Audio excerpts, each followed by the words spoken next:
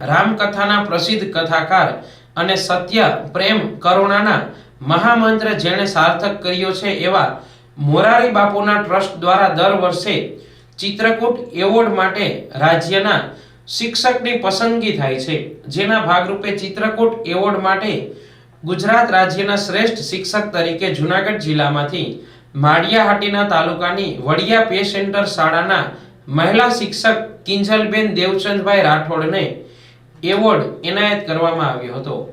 ઉત્તરાયણ તારીખ 14/1/2026 ના રોજ પૂજ્ય મોરારી બાપુના હસ્તે ચિત્રકૂટ એવોર્ડ એનાયત થયો હતો, જેમાં કેબિનેટ મંત્રી જીતુભાઈ વાઘાણી, ગુજરાત રાજ્યના પ્રાથમિક શિક્ષણ સંઘના પ્રમુખ દિગ્વિજયસિંહ જાડેજા,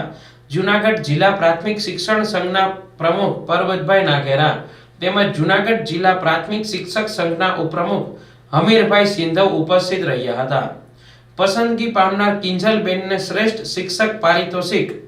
સન્માનપત્ર તેમજ ₹25,000 રોકડ પુરસ્કાર પ્રાપ્ત થયા હતા,